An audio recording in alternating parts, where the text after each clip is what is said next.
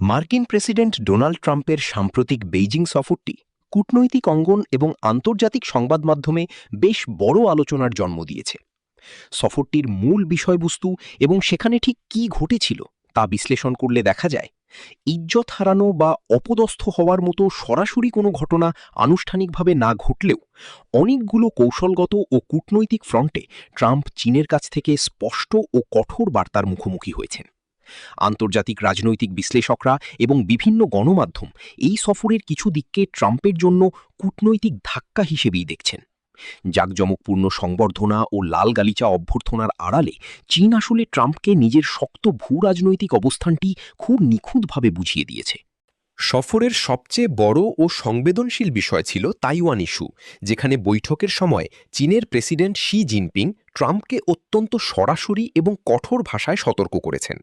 Xi Jinping স্পষ্ট করে দিয়েছেন যে তাইওয়ান ইস্যু হল চীন মার্কিন সম্পর্কের সবচেয়ে গুরুত্বপূর্ণ এবং প্রধান রেড লাইন বা অনতিক্রম্য সীমা, যা নিয়ে কোনো ধরনের ভুল পদক্ষেপ নেওয়া হলে তা সরাসরি বড় সংঘাতের দিকে মোড় নিতে পারে। এই ইস্যুতে ট্রাম্প আমেরিকার জন্য বড় কোনো কৌশলগত সুবিধা আদায় করতে পারেননি, বরং চীনের অনমনীয় অবস্থানের সামনে তাকে অনেকটাই নমনীয় ও সতর্ক থাকতে হয়েছে। একইভাবে বড় ধরনের অর্থনৈতিক ও বাণিজ্যিক ধাক্কা লেগেছে ট্রাম্পের এই সফরের আগে ট্রাম্প আমেরিকার বড় বড় কর্পোরেট নির্বাহী এবং কৃষিখাতের শীর্ষ ব্যক্তিত্বদের নিয়ে বিশাল অর্থনৈতিক ও বাণিজ্যিক চুক্তির আভাস দিয়েছিলেন।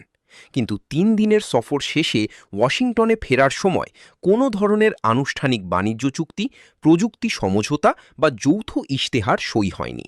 ট্রাম্প মৌখিকভাবে দাবি করেছেন যে চীন ২০০টি বোয়িং বিমান ও বিপুল মার্কিন কৃষিপণ্য কেনার প্রতিশ্রুতি দিয়েছে, তবে চীনের পক্ষ থেকে এর কোনো আনুষ্ঠানিক বা প্রাতিষ্ঠানিক নিশ্চয়তা দেওয়া হয়নি, যা ট্রাম্পকে অনেকটা শূন্য হাতেই ফিরিয়ে দিয়েছে। ভূরাজনৈতিক অন্যান্য ফ্রন্টেও ট্রাম্পের প্রত্যাশা পূরণ হয়নি। বিশেষ করে ইরান ইস্যুতে চীনের অনমনীয়তা মার্কিন প্রশাসনকে হতাশ করেছে। চলমান মধ্যপ্রাচ্য সংকটের প্রেক্ষিতে ট্রাম্প আশা করেছিলেন বেইজিং যেহেতু ইরানের তেলের প্রধান ক্রেতা, তাই শি জিনপিং তেহরানকে যুদ্ধ থামানোর জন্য চাপ দেবেন। কিন্তু চীন ট্রাম্পের সেই প্রত্যাশা পূরণ না করে বরাবরের মতোই সাধারণ শান্তি আলোচনার ওপর জোর দিয়েছে।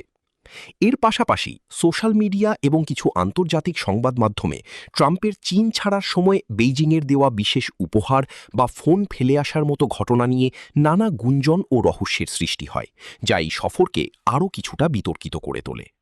যদিও ট্রাম্প নিজে এই সফরকে ঐতিহাসিক এবং দারুণ সফল বলে দাবি করেছেন এবং শি জিনপিংয়ের আতিথেয়তার ভূয়সী প্রশংসা করেছেন, সামগ্রিক পরিস্থিতি বিবেচনা করলে স্পষ্ট হয় যে কোনো সুনির্দিষ্ট বড় চুক্তি ছাড়াই ট্রাম্পের ফিরে আসাকে ওয়াশিংটনের জন্য একটি দৃশ্যমান কূটনৈতিক ধাক্কা হিসেবেই দেখছেন বিশ্লেষকরা।